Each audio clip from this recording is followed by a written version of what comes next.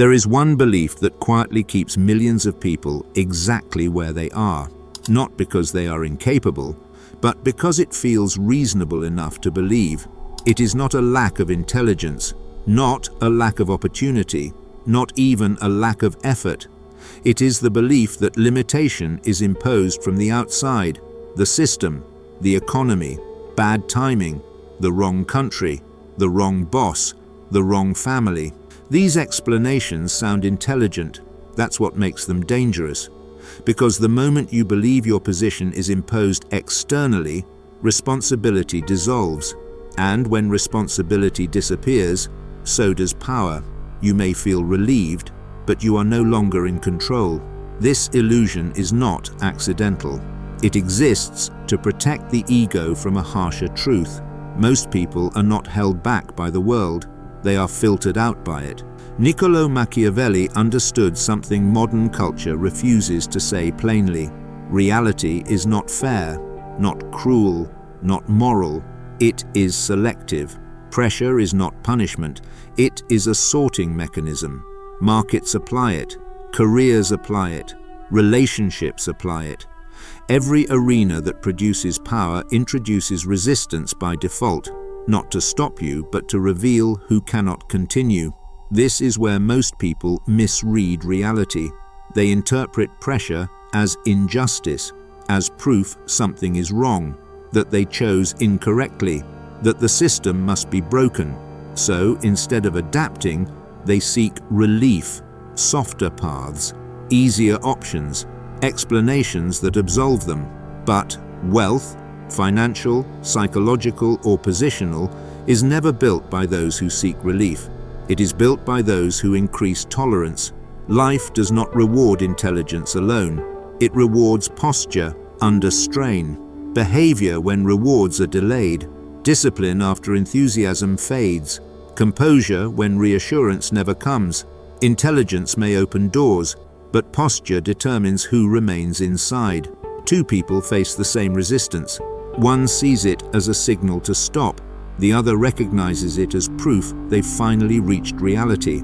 Over time, this difference compounds until their lives no longer resemble each other at all. This is the central illusion you must destroy if you want to move ahead of 99% of people. That pressure is something to escape instead of something to outgrow. Because pressure does not stop people, it reveals them. Pressure as a filter. Every arena that produces power applies resistance by default. Markets do it, careers do it, relationships do it, even personal growth does it. This resistance is not personal, and it is not accidental. It exists for one reason only: to filter. Pressure is not designed to help you. It is not designed to be fair, and it is certainly not designed to be comfortable. Pressure exists to reveal who can continue operating when conditions stop being encouraging. Most people misunderstand this. They interpret hardship as injustice. They assume that if something were right, it would feel smoother. So, when resistance appears, they conclude the system is broken, or that they chose wrong. This belief destroys them at the exact moment learning matters most. Pressure does not exist to stop you. It exists to eliminate those who cannot adapt.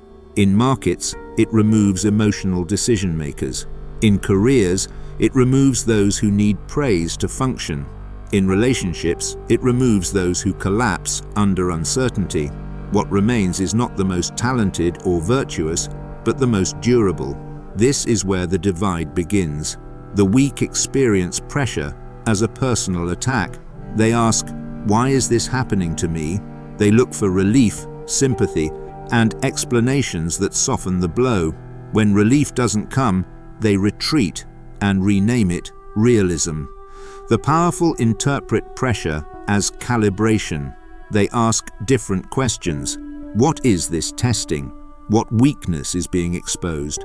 What capacity must increase for me to remain functional here? They do not assume the pressure is wrong. They assume they are incomplete. One person designs life to feel lighter. The other designs himself to carry more weight. Over time, one becomes fragile. The other becomes formidable. not because of intelligence, but because of conditioning. Tolerance becomes trust, endurance becomes reputation, stability under strain becomes power, relief-seeking feels logical, but each escape lowers tolerance, each retreat shrinks the world. Tolerance building does the opposite. It expands capacity. Pressure that once felt overwhelming becomes background noise. This is how advantage is built quietly, through exposure without exit. And here is the part most people never realize. Modern society rewards relief and punishes resilience.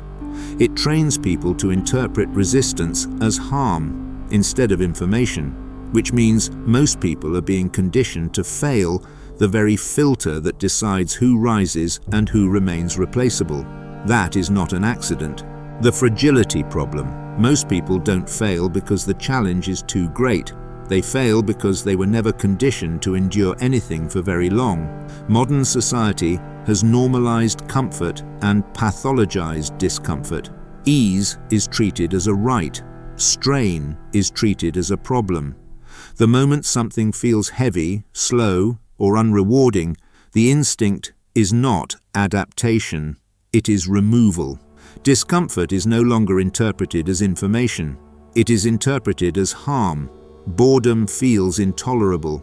Silence feels wrong. Criticism, even useful criticism, is experienced as an attack on identity rather than feedback on behavior. This produces a specific type of human being, one whose nervous system is trained for immediacy, immediate feedback, immediate validation, immediate reward. When results don't appear quickly, motivation collapses. When praise disappears, effort declines. When progress slows, doubt takes over. This is not weakness of character. It is the result of conditioning. A nervous system trained for immediacy cannot survive long-term pressure. This is why durability has become the rarest trait of the modern age. Not intelligence, not creativity, not ambition. Durability, the ability to remain effective while bored, uncomfortable, criticized, uncertain, and unrewarded. Most people never develop it. Instead, they shrink their lives to match their tolerance.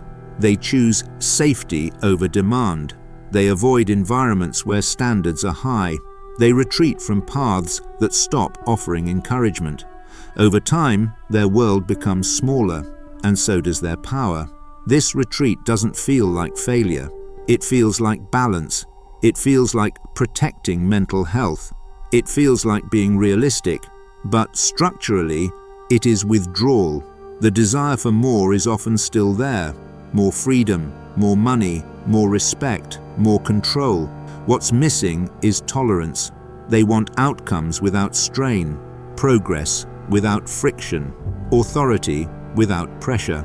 That combination does not exist. Durability is built the opposite way society teaches, through repeated exposure to discomfort without exit, through staying when leaving would feel better, through continuing when reassurance is absent, through holding posture when nothing external rewards you for it.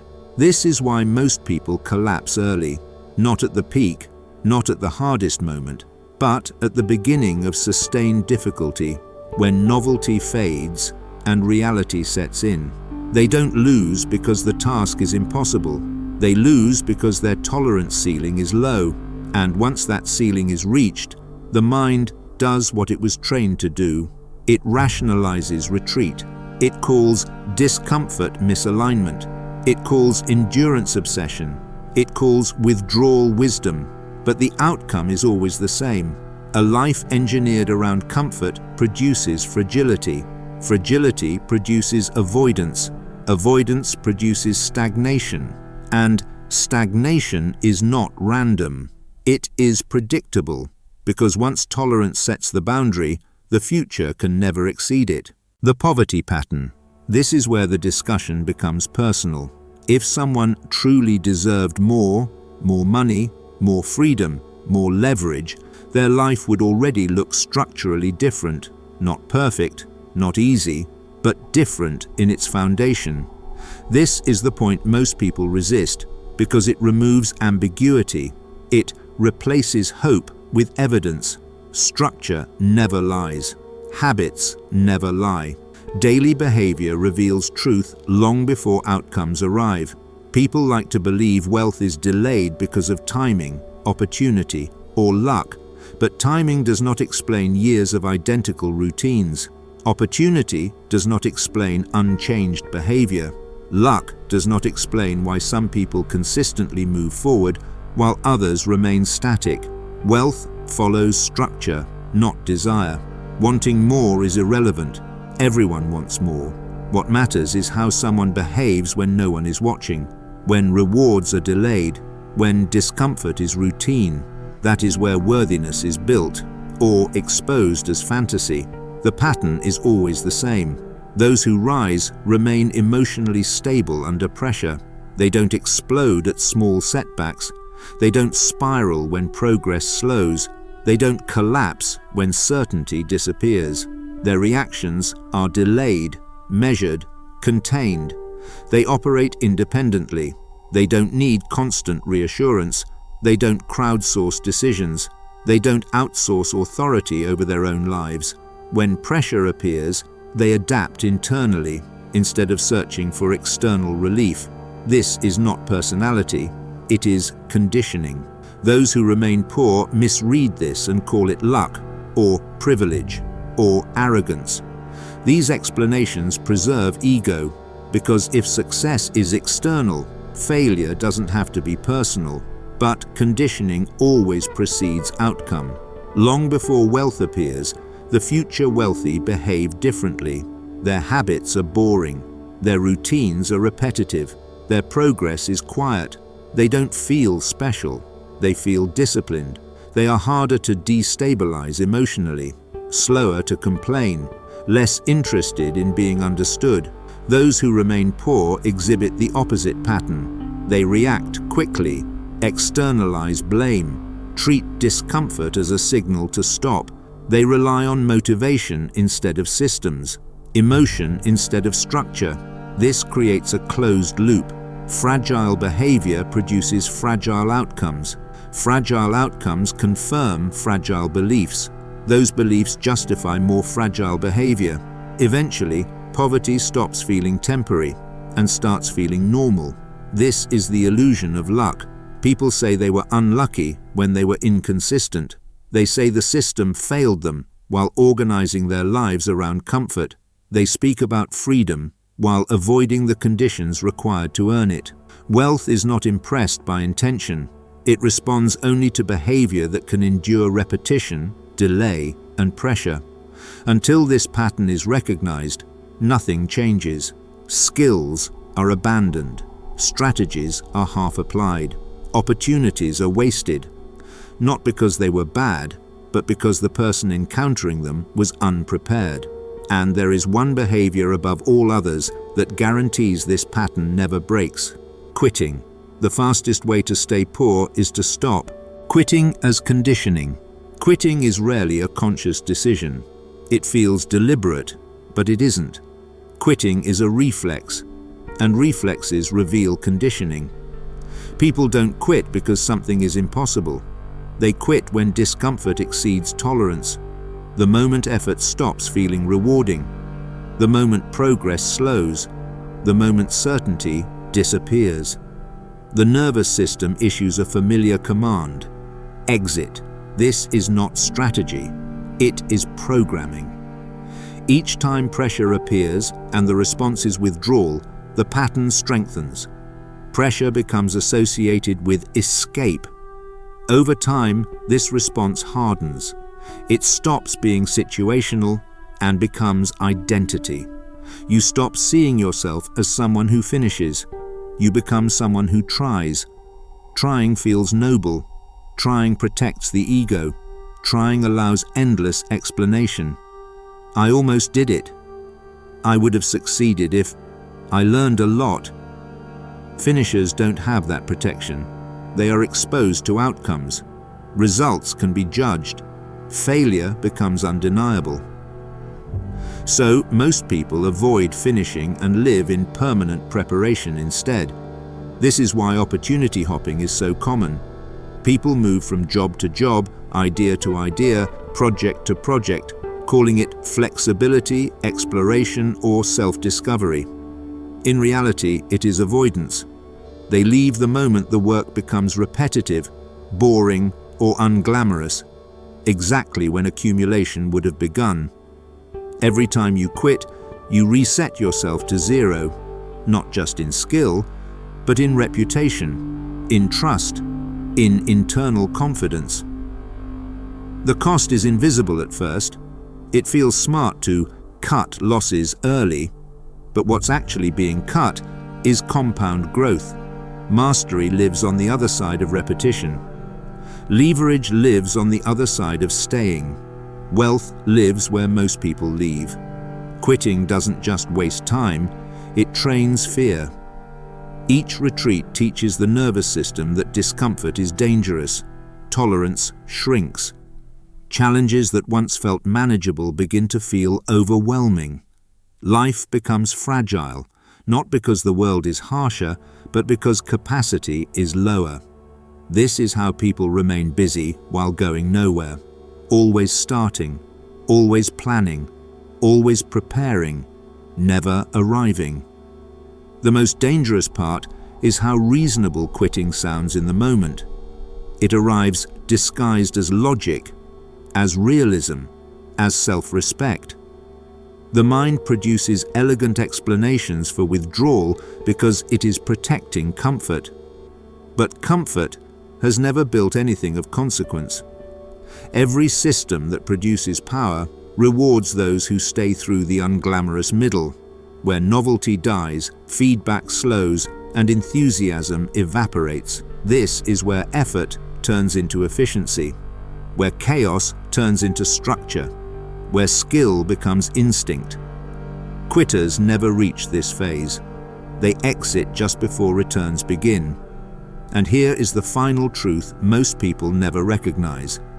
Everyone quits at the same place. Not at the beginning, not at the end.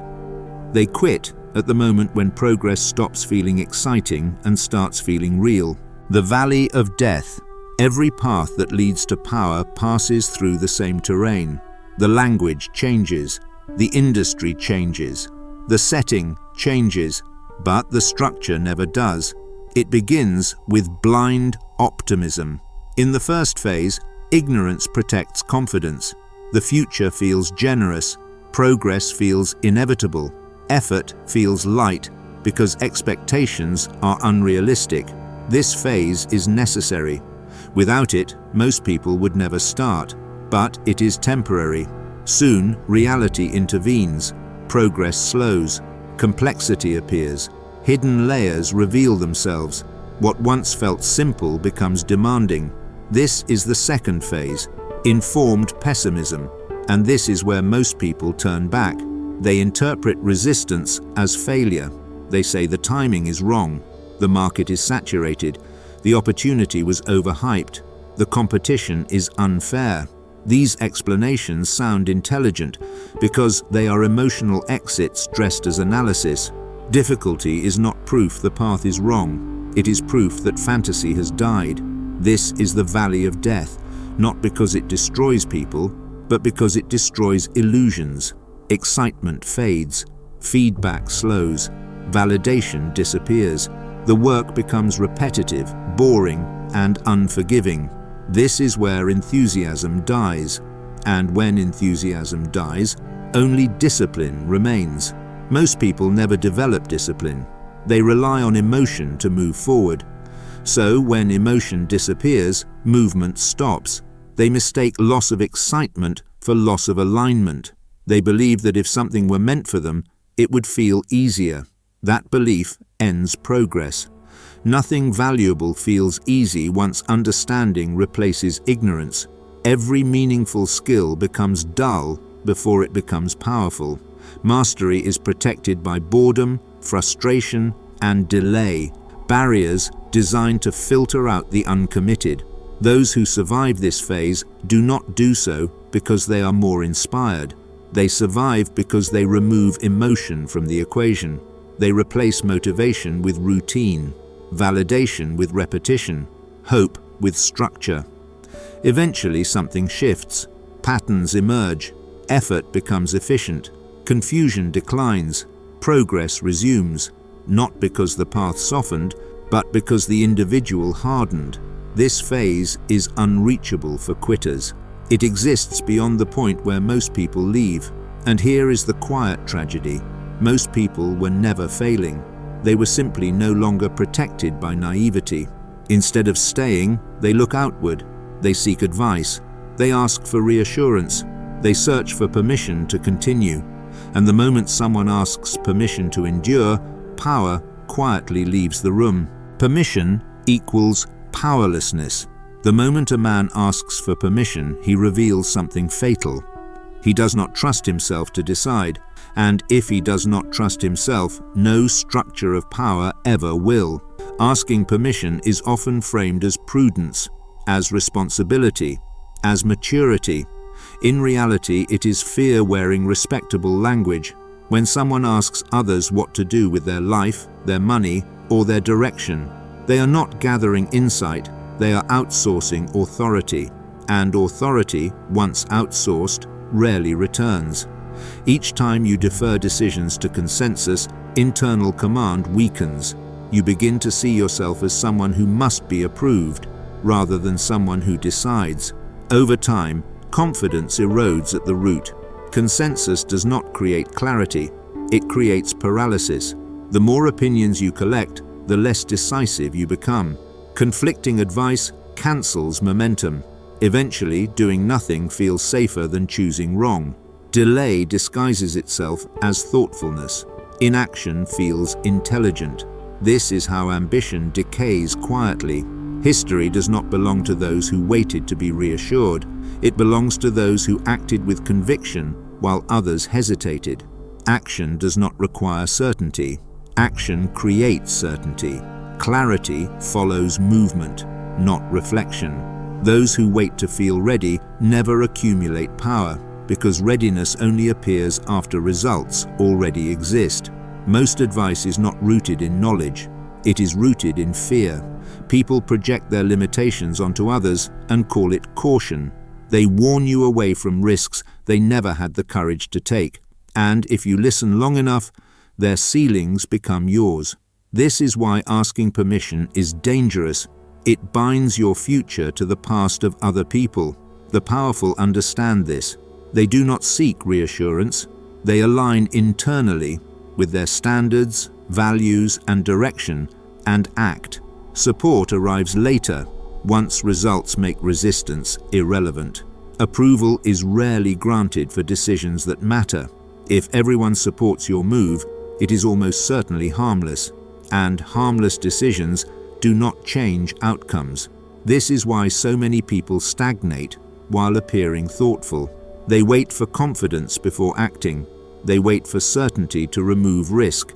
They wait for permission that never comes. And when they hesitate here, they reach for easier paths. They chase shortcuts.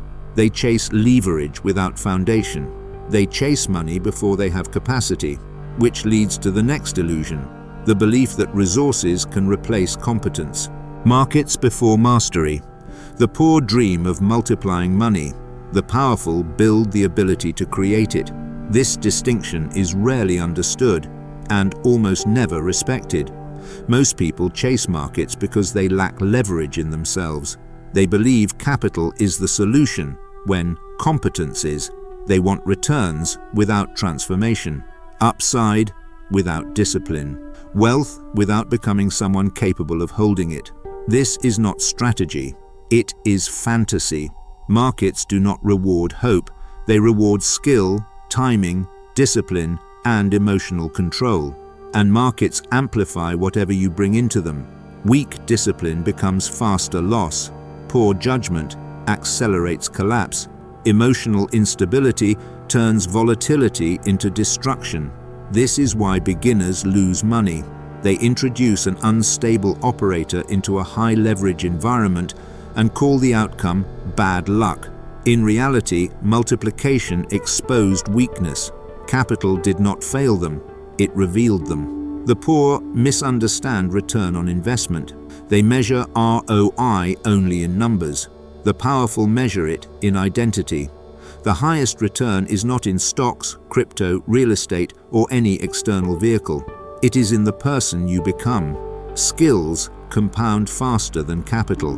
Character compounds longer than markets. A capable individual can lose everything and rebuild. An incompetent one cannot protect even a gift. This is why chasing markets early is destructive. It creates the illusion of progress without confronting deficiency. People watch charts, chase signals, refresh dashboards, mistaking activity for advancement. Meanwhile, nothing fundamental improves. The strong invert the order. They invest aggressively in skills that increase earning power. They buy proximity to people ahead of them. They trade comfort for capability. They seek repetition, pressure, and feedback, not stimulation. They understand a ruthless truth. Until you can earn consistently, investing is irrelevant. Markets will always exist. Opportunities will always cycle. But the window to build yourself closes faster than people realize. Time spent chasing returns before building competence is time stolen from future authority. The poor resist this. They say they need money now. They want shortcuts. This impatience guarantees scarcity, because markets punish impatience more severely than ignorance. Patience is a weapon. In a world addicted to immediacy, the ability to wait is a competitive advantage.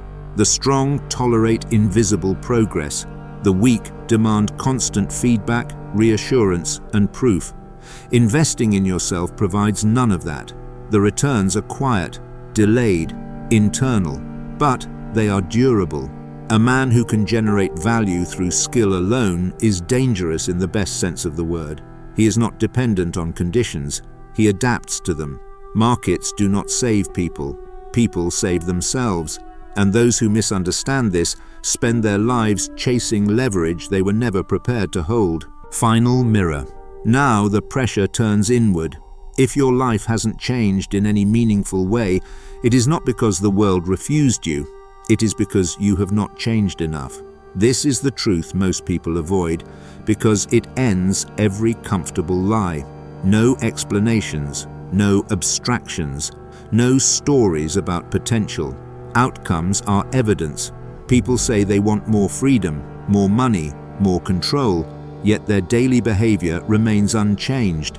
Same habits, same reactions, same tolerance for discomfort, same avoidance patterns. Over time, this contradiction hardens into identity. Excuses protect the ego. They also destroy the future. Every explanation that absolves you today costs you leverage tomorrow. Every story about unfairness delays adaptation. Every rationalization preserves weakness while pretending to be insight. Virtue does not create power. Capacity does. Good intentions do not compound. Endurance does. Discipline does. Structure does. The world does not respond to who you believe you are. It responds to what you can sustain under pressure. This is why pressure reveals so much. It strips away self-image and exposes conditioning. It shows whether you retreat, outsource responsibility, seek relief, or adapt. At some point, a line must be drawn. You either endure discomfort long enough to grow stronger, or you design a life that never asks much of you. You either decide your direction, or inherit one from circumstance. You either select your inputs, people, advice, environments, or accept whatever surrounds you. And you either stay, through boredom, uncertainty, and delayed reward, or reset yourself to zero again and again. Endure, decide, select, stay. This is not motivation. It is filtration. Only a small percentage will accept this without flinching. And those are the ones who move ahead, not because they are better, but because they are harder. If this forced you to confront something uncomfortable, write, "I endure," or I choose pressure. Subscribe to Iron Psyche. This is not philosophy meant to comfort you. It is philosophy meant to remove your excuses, because intelligence is not about sounding right. It is about becoming unmovable.